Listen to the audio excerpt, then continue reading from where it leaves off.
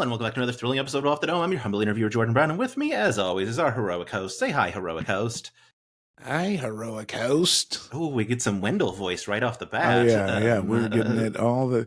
I like how much people have taken to the Wendell voice, because I was like, this can go either way. People are going to love it or hate it. Oh, love it so much. I was really torn because you've been on before and you were heroic host the first time. I was like, well, he should stay heroic host, but obviously also Vivacious Vicar. Ooh, that's a good... Vivacious Vicar, That's a very good alliteration.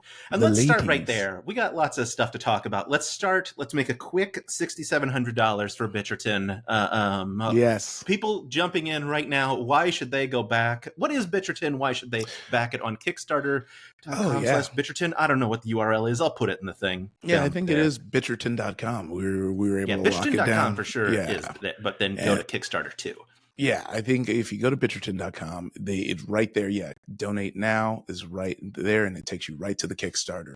Yes. So Bitcherton, is a improvised comedy podcast, which is kind of like in the vein of Bridgerton, Jane Austen novels, all the Regency good stuff, which is a funny place to kind of have this comedy because there's so many constraints, right? Like, and even within the constraints, I sent it to Dre Clark, who does my movie podcast with me, huge Jane Austen fan, and has like kind of called out some of the moves that I made, which is the clip that's kind of going around where it was like, when a gentleman kisses, they can taste their swears. And she was like, well, even then they wouldn't even talk about kissing. Like, even seeing, they're like, this is definitely seeing an ankle is like seeing a whole titty, like that's what we're working with. And you just have a bunch of comedians just kind of playing within that realm.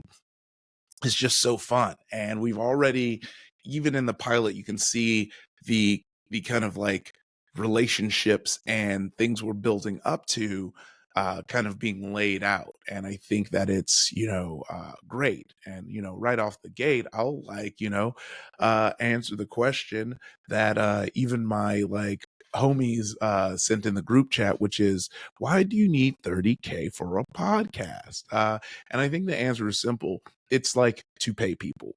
I think that especially in the comedy podcast world, we've gotten away with like lots of favors. I think lots of comedy podcasts, your engineer editors are getting good rates and your guests are getting, nothing. The more popular ones will give you like maybe 100, maybe 250, which, for an hour of like goofs, that's great. But I think once you start doing like a long form seasonal kind of podcast, that rate kind of bumps up a bit.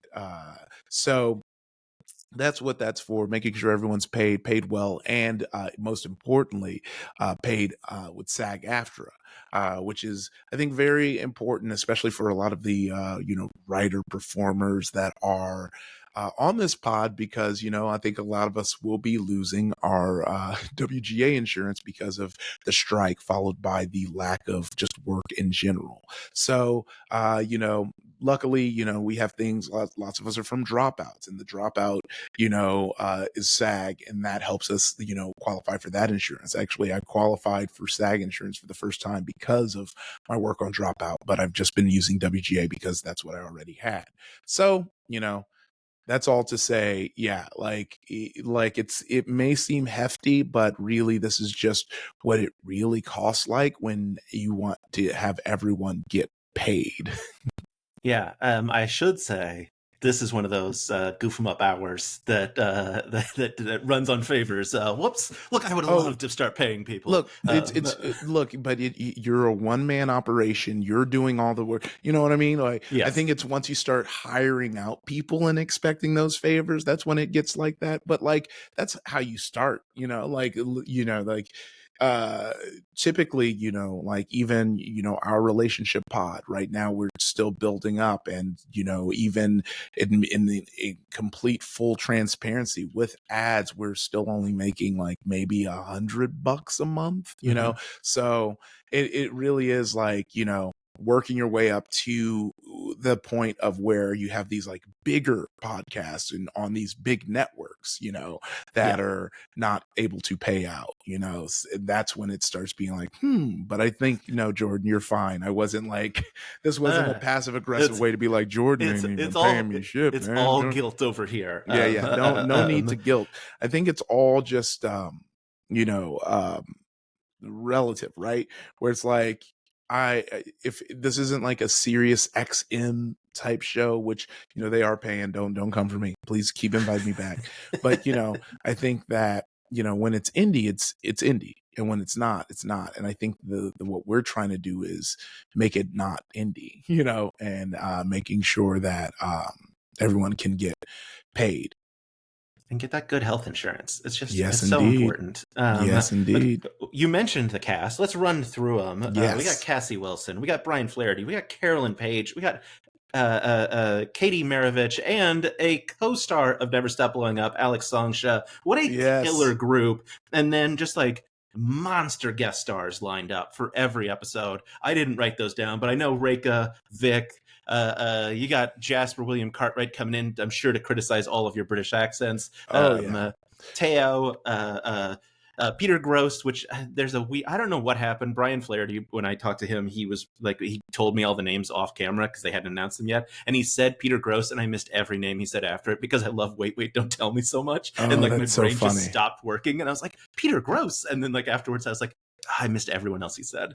But yeah, it's going to be, I think I've listened obviously to the pilot. Look, I'm a Kickstarter backer. We'll be full transparency over here. The pilot's fantastic, and following the sort of premise of Mission to Zix, of guest stars coming in every episode to drive plot, and I think all of it seems like so much fun. The pilot is delightful. You play the vicar, as well as I guess like spoilers for the pilot if you don't really want to know, but like zoom ahead if you don't want any pilot spoilers. Old Lady Big Withers, did I get the name right? Like, just such a great reveal. First of all, that the Gossip Mag columnist is also the vicar. So funny in general, but also so brilliant, I think, for the show moving forward, because now you're going to get that every time the vicar is having a conversation with anyone else and they like drop some juicy gossip, you're like, uh-oh, you fucked up because Lady Big Wither's in the room with you and you don't know it. And that was so fun, just kind of having some of those scenes where gossip was being dropped and kind of having, you know, me being like, oh, can you give me a little more information, and, you know, leaning into the fun of that. I think that was my favorite. I like the idea of someone just, you know, trying to play it cool when they are not playing it cool. But he's the, you know, and it's funny because, you know, we only did the pilot, but we kind of talked through kind of our plans for the whole season. And that truly is like, you know, like that is what has kind of driven me, because we've been like, okay, great, we're going to try out this like having this whole like weird connection to someone that you usually confess to, you're usually confessing your sins to, and you're usually talking all that stuff. Like that gives you so much weird access to people's whole, you know, drama, and having that be the person who's like writing saucy, salacious details. It's very great. It's super fun and funny. Super fun choice. Super funny. The pilot is fantastic. Boy, Katie Maravich, just swinging for the fences right out the gate, starts the pilot in a ditch. Truly, just like, I was not prepared. I've said this to other people that I interviewed. Like, I thought like there was some weird other sound coming from somewhere in my house, because you can hear her wailing softly. And I was like, wait, what's where is this? And I was like, oh, Yeah. it's in the podcast. Oh, and then it's Katie's in a Yes. ditch. So funny. Everyone is so funny and so fantastic. How did you land on horny vicar That's so funny. as your character choice? Well, we were looking for like, so the whole Vicar Big Wither thing was just a thing we found just in finding characters. So I knew I wanted to do the Vicar because I felt like that would have rounded out the cast more. But for me, what really kind of solidified it was the connection to him being Lady Bigwither.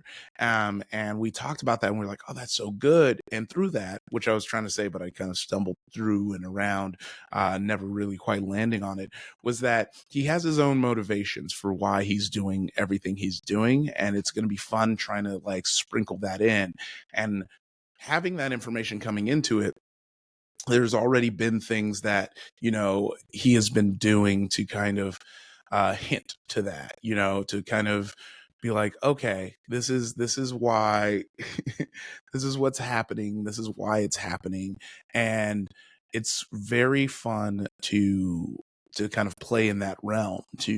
I like to have moments where when you kind of get more information, you're like, oh, that's why that happened. Okay, I see now. And hopefully people do see. Yeah. Vicar Devoutly, so good. Also, Brian is your son, just like yes, so brilliantly fantastic. It's funny when I talked to Brian, he had mentioned that like if you guys raised $1 million, he would turn it into a TV show. Yes. And I was like, I want to see like you and Brian play father and son. That's just a pairing that makes sense. Say nothing. Roughly and the we'd say same nothing age. about it. Do you remember your reply to Brian when he cold emailed you to ask you to be on the show? It was 2 words, if that helps.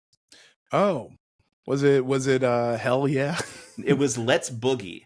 That's so funny. A thing I have now fully incorporated into my email writing. I was just like, that's so fantastic. Like Brian was like, I wrote him this huge email of just like, here's all the details you might want to know. And like, I didn't know him, but obviously like we knew a bunch of similar people. And he wrote back, let's boogie. And I was like, that's the perfect response of just like, yep, I'm in. Yeah, that's my go-to, especially when it's something that seems interesting or something I really want to like, try. Like if you present me with an idea that seems like exciting, seems, like fun, you're gonna get let's boogie. Like, because that is like how I kind of like feel. It's like all the stuff we get to do is just like play with our friends, every like VIPs, the D20s, the actuallys, the Bitchertons. It's getting to like play with friends. So for me, it's not like okay, let me like look into this, or if I have the time. It's like, nah, let's boogie. That sounds good. Let's have some fun. Yeah. So you were my last cast member to get to for Bitcherton. Yes. I mentioned this to Carolyn Page, and I was like, it's not been like an intentional, I'm going to save Ify for last, although obviously you are a fantastic closer. I was just like, Ify is so busy, and she described you as a bag of holding of podcasts. How do you have time for anything that you do? It is truly just finding the space for it all and just bouncing around. I think that I technically right now, not technically, I have 3 pods, right? Me and M's pod, which I feel like that one's, kind of like the easiest lift of everything, because we just pull these questions. Really the hardest thing is like getting the guests and scheduling them. But for the most part, like we just sit down and just like go off the top of the dome. So it's like the easiest of all of them. And if we can't find a guest, we just do it with the 2 of us. Whereas like, Max Film, I have to watch a whole movie and then record the pod. Top Chef or TV Chef Fantasy League, we have to watch a whole show and then do the pod. But I feel like with Top Chef, TV Chef, Fantasy League. It's all shows that, I would watch anyway. Mhm. And in movies, I like to reach out. So really, it's just everything kind of like leans into itself. And like, because there's the time where it's like, okay, me and him will just go watch a movie, and we're watching the movie I need to watch for the pod. But now that's a time for us to hang out and see a movie, or like we're sitting on the couch watching a show, and we get to do that. I think when it all gets buck wild is the moment I book a writing thing or a TV thing, because then that's like where it just like you can Lego when you're freelancing, you can Lego your time, right? Like, yesterday was a pretty packed day where I was like, okay, I woke up, went to go see Maxine for Max Fun. Went to go do a session 0 for a live play of a game that we're going to do at Comic-Con all the way in Santa Clarita. Drove there, drove back here, recorded Max Fun, called a car. Me and him hopped in it to go do the Great Debate Show where Damien and Matt Mercer were there with the wonderful, lovely drag queens. And then came home and we just kind of sat on the couch and like knocked out. So it really is just like Legoing time like that. But then when it is like, okay, I'm in a writer's room now from 9 a.m. to at least 6 p.m. Now that's where it gets a little harder. But I've made it happen. I was the whole time I was writing Grand Crew, I was also writing for Apex Legends, and that also kind of had like a little assistance with the difference in schedules, because that was during the like lockdown period where we were still kind of slowly coming out, but for the most part we were trying to stay safe. And so Phil Jackson, my good friend, but also was my showrunner and boss, he's so great at like taking the things that he disliked as when he was coming up as a writer and being like, we're not going to do that. And so for this, he was like, yo, we're wrapping at 3. He was like, I can't sit on a Zoom for the full 8 to 12 hours. We're wrapping at 3. And I was like, perfect, because Apex Legends, is on the same, like we're on the West Coast time. So like up until 5, people are still in the office, still working. So I would just like hop off of that Zoom, do every meeting I would need to do from like 3:30 to like 4, sometimes even 5. And then I would just be writing for the rest of the night, like almost 15,000 lines for Newcastle, the character I was making, and just rinse, repeat. And then it got a little harder when we did Twisted Metal, because that was in the office. So now that switched up everything where I couldn't like necessarily jump into Zooms. I would do Zooms sometimes during my my lunch. I would do a Zoom meeting and we would talk through it. And then I would get home and just write all through the night and then get started. I mean, it's definitely, I wouldn't suggest it for most people, but I will say it was possible. And now, even now, it feels like a ticking time clock, because I've kind of had these industry start stops so many times in the past few years, because, we had the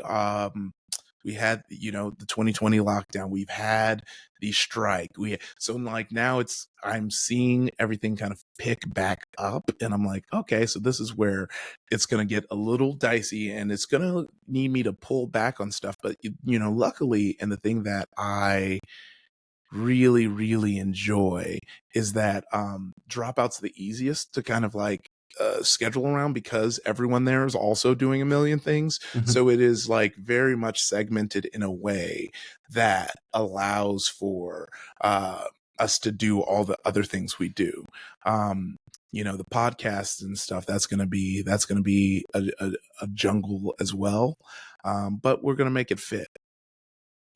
Yeah. Look, it's the. I mean, the great news is the people like us, like me, on the internet who love your content have just unlimited amounts of it. I don't have time to listen to all of the podcasts that you're in, which feels wild to me because you are making them. But I always enjoy when I get to see like a clip on social media, because they're always good, and I'm like, great. This one I can knock out like a 30-second clip here, perfect. I can enjoy like a really solid joke. I'm really loving the clips that you're posting from you and M's podcast, the couples podcast. But yeah, it's Yeah. remarkable how much you are doing, and Herculean, which makes sense because you've got the muscles for it. Yeah, it's really the ADHD going hammer. It's just the need to, because the thing is like when you let your ADHD run wild, it's you starting a bunch of tasks and like leaving them out to dry. But when you're able to like get that, code loop to come back to the top of the stack and just kind of get your nice like infinite loop, you can kind of use it to your advantage. Amazing. Well, you mentioned Dropout. Never Stop Blowing Up. We're in the thick of things. Oh yeah. This is why I'm the last one. I want to be clear. We've mentioned that I'm doing 1,000,001 things, and you might think it might be a scheduling, but when we were scheduling, Jordon was like, "Well, with the announcement of Never Stop Blowing Up, I want to push it because I want to." Speaking of people trying to do 1,000,000 things at once, he's like, "I want to get it both. I want to get a Never Stop Blowing Up. I want the Bitcherton. So let's do it." Yeah, look, you have very limited hours. I'm not. Yes. If I get 1 hour with you every 6 months, I need you to have had maximum projects for me to talk to you about, just so that I can enjoy them myself. Not because we need time. Not because I need content to fill with you. But yeah, Wendell, obviously incredible. I don't know if we were already recording when I said I love the voice. We were. That was the very first thing we said because we chatted for a while before I hit record. Wendell's so good. Vic Ethanol. I couldn't love Vic Ethanol. That opening scene of you on the truck, I think, so funny. Like absolutely brilliant. And obviously, like it's what day is it? It's Monday for week 3. So we have not seen episode 3 yet of Never Stop Blowing Up, but we have seen episode 2 where you revolutionized how the game was played by having your reflection talk back to you. How good did that feel at the table when everyone was like, wait, we can do that? And Brennan's like, everyone do this now. Yeah. Oh yeah. So, I talked about this a bit in Adventuring Party, and I will keep saying it. It really was just leaning on my comedian instincts because I was basically just watching everyone kind of go through this natural loop of like fish out of water in this intense action scenario, which is like the natural move. You are a video store clerk who has, whatever quirks and qualms that you have, and now you're in this action movie in this like larger than life character. You're going to be like, whoa, what's happening? And everyone's kind of figuring it out. And I felt like with someone like Wendell, he's not, he is someone who has decision paralysis all the time. We've seen it so many moments up until this point. So he's not going to be someone who just kind of figures it out. And I wanted to do something that kind of shakes up the pattern that we were seeing. So I was like, I was sitting in that moment being like, I think I want Vic Ethanol to talk to him. And I wanted Vic Ethanol to be the like basically still leaning on like an action movie-esque where it's like it's less of having Vic be someone he's taken over, more of Vic being his Tyler Durden, the side of him that he wishes he was. And that I was hyped with how hyped Brennan was because I was taking that swing and I was just like, we're gonna say that this is he's gonna need this motivator to go. And what happens when you are existing in this character and this character knows you're there. Yeah, and it led to a bunch of great moments. I think it was God, I think it was Izzy that said, "Do I Ify?" Which is just like, and you gotta love being a verb at the table that you have like fully just like knocked it out of the park that much. I'm curious, like, where did Wendell come from? I know you've talked about because you also have like a burgeoning Magic the Gathering podcast, Twitch stream. Like you play Magic the Gathering now as well professionally, it seems. And I know you talked about. I've seen you talk about that you started that as a high school club. and learned that there was a difference between casual Magic the Gathering players and people with money. Yes. Oh, yes. So is Wendell inside of you still? I'm assuming the Magic the Gathering Wendell character came from your high school experience. Oh yeah. Oh yeah. Like, Wendell it's like so much a part of me. I mean, Allie grew up in Lake Elsinore. They talked about that. I lived in Lake Elsinore too, which is why it was very funny. So like like a lot of Wendell is a lot of me, and I didn't really sink too far into it. But there was like a moment of like arrested development because I think it had to do with like a lot of like undiagnosed ADHD, which meant that I was like getting half information all the time. And one of the things that I kind of dealt with that was by the time we were graduating, everyone was applying to colleges and universities. Like I was so out of sorts with like what all that meant that I thought that like when a university sent me like a invitation to submit, and I was like, well, I can't go to a university. You got to do a college first. You go to college, then university. And my dad was like, what? And I was like that's how deep into it. And it was like partially like dealing with, like not like growing up, I wanted to be an artist. I wanted to do art. My dad's, Nigerian, from Nigeria, and like many immigrant parents are like, hey, you should do something that will make you money for sure. And just kind of like stamped down that, that whole kind of push for that. So I just kind of was like, all right. And I think then I was like, okay, then like I like computers. I want to be a game designer person. Like, let me go take programming classes. And then they were like, no, you need to go to a college, not ITT Tech. And so like every option that I was like trying to go to, I was just getting shut down. So I was like, I think I kind of disassociated from the college experience, where I was like, I'll get to that when I get to that, and just focused on like living in the moment.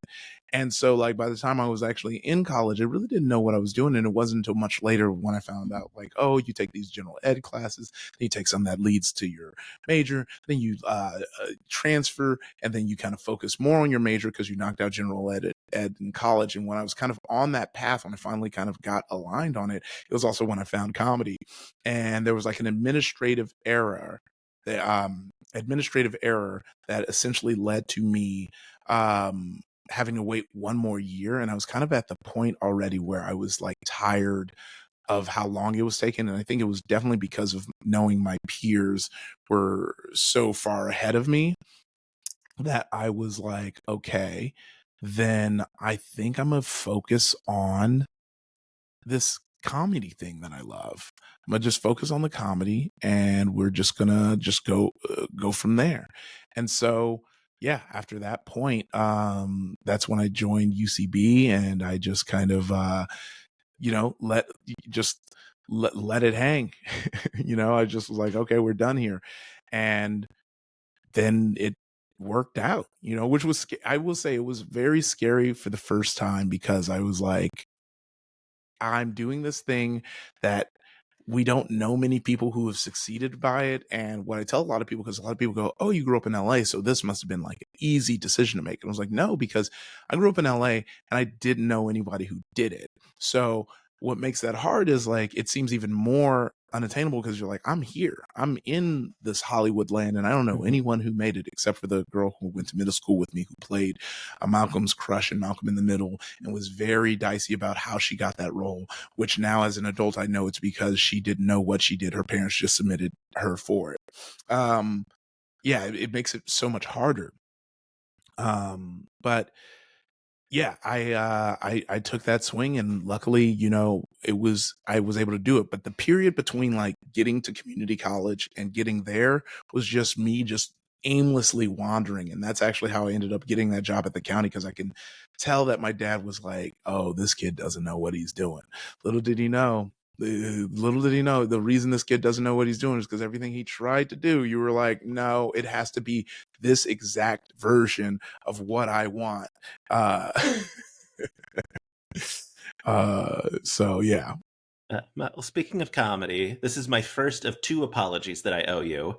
Mm. The first apology is, look, there's nothing I hate more when I see a comedian's Instagram story and they post like, ask me questions or whatever, and someone's like, when are you coming to X city? And they're like, I'm literally I'm in the airport of your city. I did 8 shows the last week. Where have you been? And you posted, I'm gonna be in Austin in July. And then you Yeah. posted, where should I go? And I wrote Austin, just like the Yes. biggest jackass in the world. I Well, was it's like, funny oh because I no. feel like it was a lot of business on there, and I think I just I can see why you might not have seen it. There was a lot of words, and it's and I don't even I mean that like not even in a condescending way, but I am in the same way where it's like I said, ADHD. I'll read enough and be like, okay, I don't this probably Yeah. isn't in my city, and Raph, yeah, Ify, and Armando are doing comedy together. So yeah, cool. That sounds like a and great maybe thing in Los even Angeles. maybe even Alex Songsha. So Hey. yeah, yeah. I saw them at a stand show and I was like, "Oh, you do stand up?" And I was like, and they were like, "Yeah." And I was like, "Oh, well, I'm trying to get like dropout folks doing stand up shows around the country." And they were like, "I'm down." So yeah, we're gonna get that set up. As a matter of fact, Yeah. I'm gonna send that text right now. Great. Well, while you're sending the text, that's the Fallout Theater in a date in July. I don't remember when. I Uh, think it's August actually. it's a date in August. Yeah. Coming so soon to Austin, Texas. If you, like me, are in Austin and want to go see brilliant stand-ups, do brilliant stand-up. And I'm going to keep vamping until Iffy looks up, which is great because I don't. There's actually no reason it's great, but Yeah. it is And really exciting. And don't Because forget the London one. All London oh yeah, no, listeners, I'm yeah, gonna be there September 6th. It's getting nice and packed out, and I feel like as it gets closer, it's gonna ramp up more. So get your yeah. tickets as soon as possible. Yes. Do you have London plans? Do you have anything you're like looking forward to? Definitely, Is this your first time going, or have you been before? I've been before, and I had a good time. But this, I'm definitely planning to meet up with a bunch of friends. Definitely gonna see Jasper. Jasper's gonna be Mhm. showing up, and yeah, it's gonna be a really fun show. So So exciting. Yeah, yeah. yeah. I'm so excited for the Austin show. We should then transition to Apology 2, which is my random text that I sent to you. I'm guessing you have experienced this before as well, which is I was talking to Glenn Buzan, and Glenn was laughing a lot at things that I was saying. And that gives you that like high of I'm gonna chase this feeling no matter what. And Glenn was like, I have a pitch for actually. And I was like, I can text it to Iffy right now. And Glenn thought that was funny. And I was like, then I'm just gonna keep going with it. Oh, And what are you apologizing for? Everything you texted is in motion. oh, So amazing. Well, yeah, that's so wonderful. yeah. No, Okay. that stuff helps. If I Oh, don't good. respond, it's not because I'm like mad or anything. It usually means I opened it, said I was going to respond later, and just didn't. Fair enough.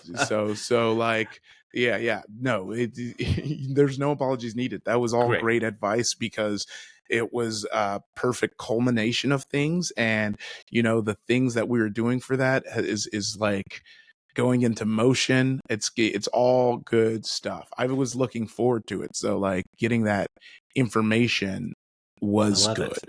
Yeah. Yes. Well, speaking of, because obviously it was actually related. I don't know if I said that or not. Actually, God, I'm loving this season so much. Oh man. Um, look, despite what the just vileness of Reddit would say, I think it's a great season, and everyone I Oh. know agrees with me. Oh, it's so funny. I think that, it's a balance. I think that there were some things that were said that I think definitely made sense. I think there were some criticisms that I think worked and did it. And I think there was like, it's so funny because as a player, my viewing experience for actually is very different than someone who just watches. And I never considered that, actually is jeopardy for a lot of people, and that there's a lot of weight in being able to play along, and the Yeah. tempo of the show has to move in a way to like have folks play along, which I think just being flat out blunt with it was like when we did a lot of the shiny stage stuff that kind of is more kinetic, sporadic. We're looking at it for a more fun viewing experience, but I think folks who like want to play along don't like that. That being said, that is not the entirety of the audience. You know, there are some Yeah. folks who just like watching actually. So it's one of those things, right? When you make artistic choices, it's never going to be, you will never be able to make an artistic choice that makes everyone happy. I think you can try your best, and I think I will always try my best to split the difference, where I want something that's exciting to look at and watch and that's kinetic, while still being able to play along and doesn't feel like you have to pause it 50 million times. It was really wild when I learned that people were like, well, I pause it to play along. I was like, oh, I mean, even with Jeopardy, I just play along at the tempo. I Yeah. don't need to pause. But if that's how you enjoy it, then we are going to try our best to give you tools to do that. Yeah. I think, things like, Miyazaki versus Miyazaki, that's a perfect example of like blending those two. You have the kinetic running from both sides of the stage, but since it's a binary answer, it's very easy for you to play along with that one and say your choice, see where everyone lands, get it. I think when we had the ones where people go up and put hats on things, I think that was harder to follow because at first, we didn't have all the selection side by side so that you can do it along. Yeah. That one I think is still fun to see people kind of run. I think there was really fun moments. I think, and what's interesting is like, there's episodes where people like it and there's episodes where people are complaining about it. Like, I think people really liked it in the Jordan, Demi, That's and such a Jarvis good episode. episode, That was such a good episode. which is like, and then there was like an episode they didn't like it. I think also like what's interesting is the kind of blending of comedic styles and how it's received. yeah. I think that a lot of people felt like Jonah was bullied for real, which like, it's very funny. It's very I interesting know. to kind of It's see. so wild that people were like, no, Jonah was really mad at the end of the episode. Yeah, He was they're really not. Yeah, but that's just the nature of it. I think that people like the fun thing about actually, but I think what can be a double-edged sword sometimes is it's very easy to find someone on that couch that you like resonate with and you're like, that's me. And I think in an episode where like Jonah's the nerdiest person on the couch, you have a lot of people being like, that's me, I'm Jonah. And then to see Jonah get bullied, even though these are by like two of Jonah's really close friends, like they all of them are like, we are all buds. And then 90% of people who are on that couch, I'm really good friends with. So like, they're like, bullying him, but it's like, for comedians, it's funny to be mean to your friends because you Yeah. know that you love each other. But I think when you put yourself in the place and you're not friends with Milana and Harvey, it's very easy to be like, they're being assholes to me. How dare they? And I think like the fun of like, if you're being bullied is you're going to play into it, but you're not actually mad. And I think, another kind of, reminder is like, if anyone was ever being that mean to someone, unprohibitedly, that like we would have stopped down and like probably wouldn't have made it to air. Yeah, you would never see anything. But at that said, everyone is just having a good time. And like, I think the thing you don't see is like, but when we would stop down and Milana and Harvey was like, hey, is it like cool? Are we, and Jonah being like, yeah, no, that's funny. You should keep doing it. Like that you didn't see. And I think that is where, the disconnect often happens. But I think that there was also a lot of people who thought it was so funny. I see, and that's the thing. When big swings happen, you have people who don't like it, you have people who do like it, you have episodes people love, you have episodes people hate.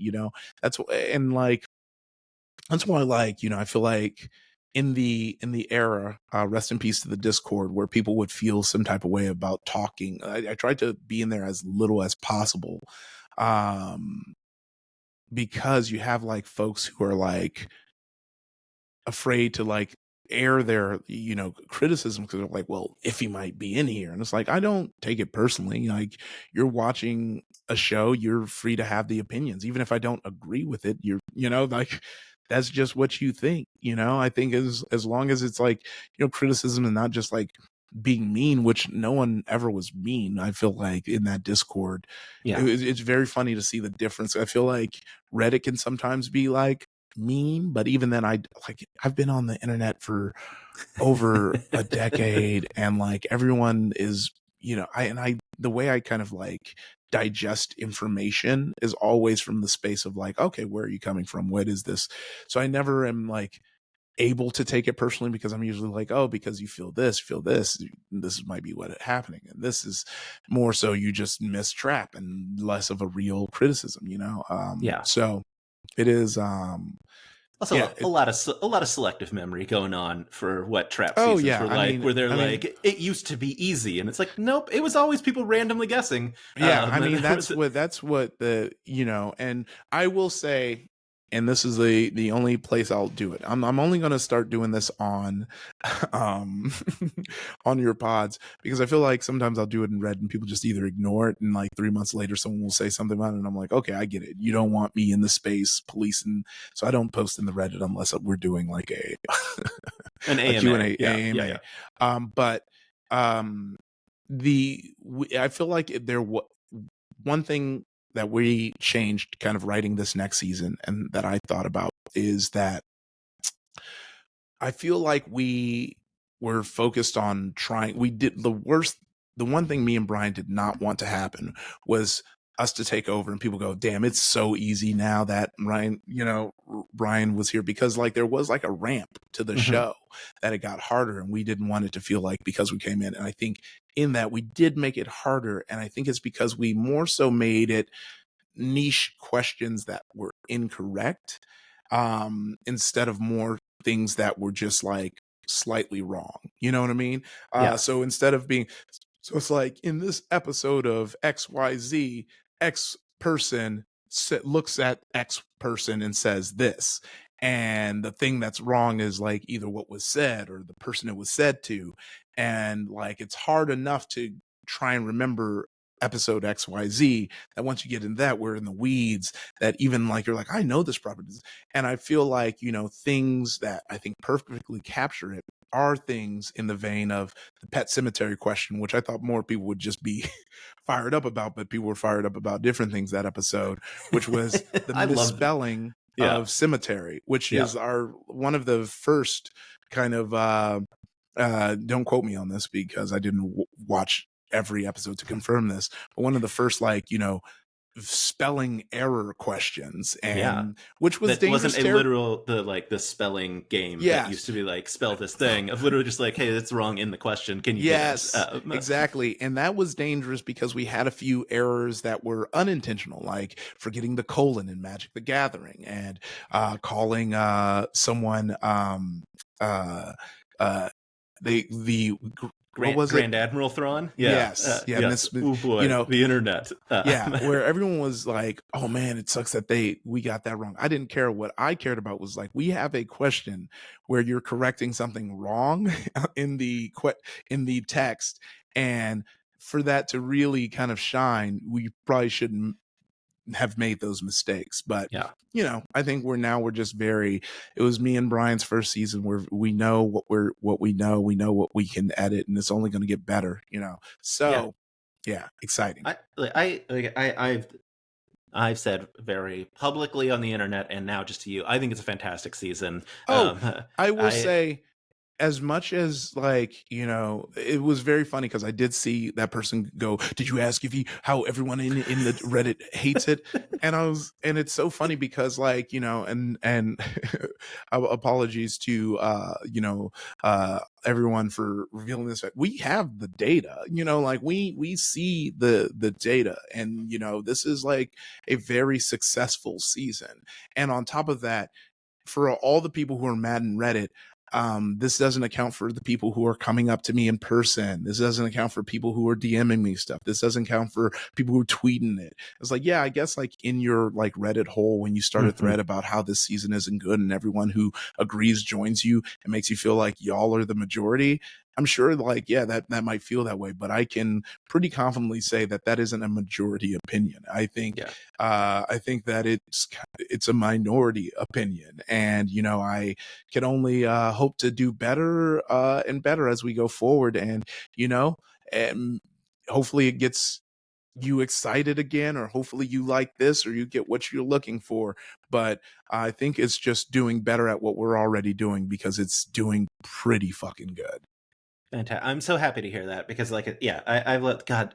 Christina texted me the night her episode aired and was like, "Have you watched it yet?" To just be like how important it was to her that I saw her just wipe the floor with her competitors. Oh, it's so funny how competitive Christina is, that I'm excited to finish the trilogy, but mhm. throw her in the arena. It's like, okay, you getting real hyped up and all this. Let's throw you in the arena. Yeah. Let's get you in there. And we're really trying to, I'm trying to build I want to still have that element too of like the OG gamers, the people who take it really seriously. And I think when that happens, that's going to be that's going to be those ones. Like I said, I'm trying to do the impossible, which is like make something from everyone. And I think when you have a show that has 12 episodes, you can, I think these themed ones allow people to kind of enjoy it. Cause one thing I've noticed was ever since we've started doing the themed ones, and by we, I mean, even before I was hosting, when Mhm. Trap was doing it, there were a lot of people who were like, oh, I don't watch them actually, but I'm able to watch this because I the nature of the themed episode, it's something out of my wheelhouse, and this makes it fun to see. Yeah. And I think that I feel the same way, where I want to be setting up a show that's like fun and everyone can enjoy it because they're like, oh yeah, this is like fun for me.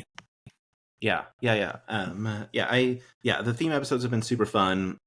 Sort of, I guess. Look, speaking of theme episodes, Jonah obviously, besides being bullied, directed your special for the big team, which Yes. we're getting at Christmas. I mean, I don't know the actual date, but it's our Yeah. December release. A Yes. beautiful big team Christmas. How excited are you for all of us to have a new Christmas tradition, which is watch the big team Dropout Oh Presents? man, that's super fun. I didn't know that information was out, but Sam I'm announced it in an interview, so I am not. okay. This was public information. I did Look, not get this in an interview. I figured if you were saying it, it was. I did not. I am well aware of you being on point. So don't even no need to feel like you need to clarify. But yes, that is going to be super fun. It is I'm excited to just kind of see everyone's reaction to the specials and do it, because I mean, it doesn't seem like odd to know that I'm watching this space to Mhm. see how this all kind of like shakes out in regards to me, and maybe doing my special out for on the Dropout platform. Yeah, look, Hank Green and Adam Conover get lost. We want Ify special on Dropout Presents. Oh That's what yes. the people demand it. Look, we can all like let it live on the same place. We don't have to put two bad bitches against each other. Delightful. Yeah. Well, look, I know we are so far over time. Yes, I'm trying. but we're having a good time, We're having a so good time. we'll have to run it back. We'll run it back sometime in the future. Yeah. But hell Look, yeah. definitely not tease or anything. PAX East was so much fun. Yeah. I think we had an absolutely delightful time. A true, like, if it was a first test case of like actually panels in the wild live, wildly successful. And let's say hopefully more to come. How about that? Yeah. And also, obviously, like, and we didn't even get to talk about samurai lessons. It's so good. It's just Ify fans are being fed constantly Yeah. on Dropout content. It's delightful. All right, Ify. Besides Bitcherton, anything else people need to know about what's going on in your life? They need to go support immediately. Definitely listen to me and M's pod, our relationship podcast. It's been fun doing it. It's been fun having fun guests on. So yeah, don't miss out on that. I think also follow me on the social medias. That'll keep you up to date on all the shows we have planned. I've already things like, Austin is coming up. We'll be in DC. That's pretty locked in, and Portland are pretty locked in. So we'll just kind of bounce around, and I'm gonna try and add some more shows before the end of the year to just keep the good times coming, and rock out that way. Yeah, London as well. Yes, London. If you're I know. London based, go get London. If you are based in London, let's do September 6th. I know there are people in other parts of Europe who are like, oh man, yes, get your London friends to go. The more successful this show is, the more successful we can be. The more of these I can do in London. Yes. Yeah, Ify, thank you so much. I'm so looking forward to more of Bitcherton. So looking forward to a universe where I have time to listen to all the podcasts that you are on and host and all of those things, because they're all delightful. And I can't wait for more. Actually, season 11. We're in season 10 right now, right? Yeah. Yeah, season 11 coming probably next year. No, but we're someday. in season 9. The next season. We're in season 9, season 10. Yeah, it's coming. We know that because that happened at PAX. That was announced at PAX East, so that's not a surprise.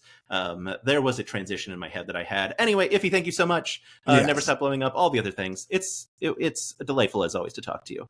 Yes. And I don't know how to end an interview still, so I'm just going to hit stop recording. All right, bye.